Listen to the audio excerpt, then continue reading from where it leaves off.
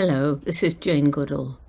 I'm so very pleased to have the chance to say a few words about the importance of landmine detection and removal in post-conflict landscapes, especially in Africa and Asia. Over a decade ago, I met and was inspired by my now good friend Bart Weetjens, who founded APOPO. He was well aware of the marvelous sense of smell of rats. He had a couple as a boy, and had the idea of training rats to detect the chemical compound TNT in landmines buried under the ground. He was successful, and they played a crucial role in speeding up landmine detection efforts in Mozambique, Angola, and Cambodia. And I'm so honored to now serve as an APOPO advisory board member. In this role, I've realized how the presence of landmines affects not only the people and animals unfortunate enough to tread on a mine, but also important conservation efforts, particularly in sub-Saharan Africa, including the Sengwe Wildlife Corridor. The area that APOPO's clearing lies in the Great Limpopo Transfrontier Park. This is 35,000 square kilometers of contiguous wildlife area. It encompasses Limpopo National Park in Mozambique, Kruger National Park in South Africa, and Gonayo National Park in Zimbabwe. The Great Limpopo Transfrontier Park is home to around 7% of the estimated population of African elephants, including some of the largest remaining tuskers.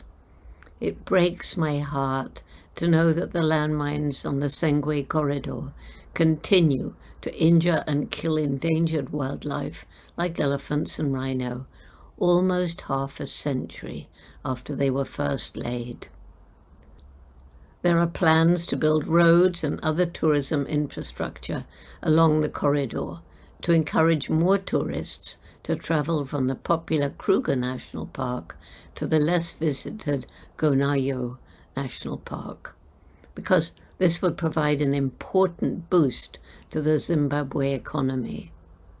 But this can't really be developed while the landmines are still there, so it's really important to clear them.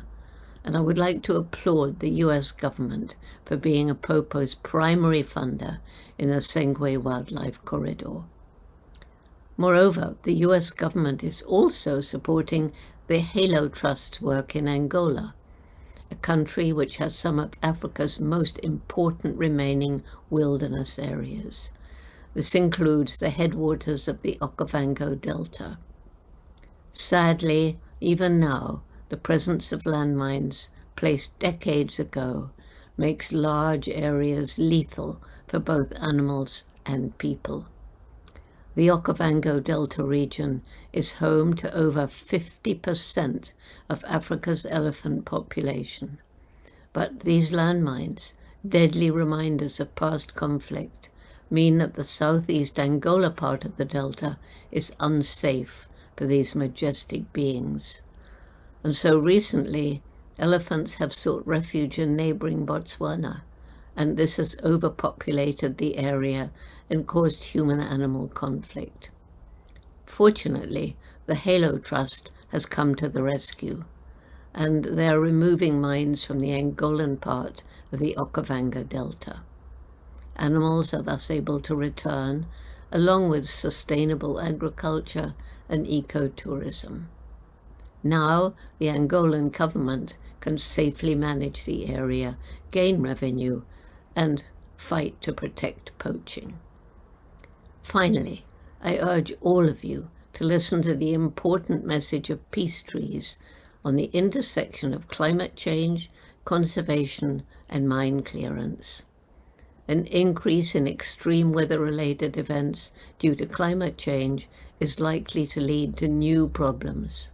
Landmines, for example, can be moved by floods, making it more time-consuming and costly to find them, so that mine clearance will be more expensive. It's clearly important to remove landmines now rather than later.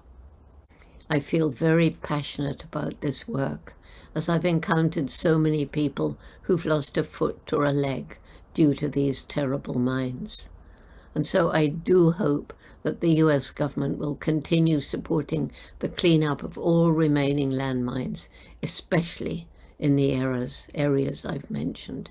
Thank you so much.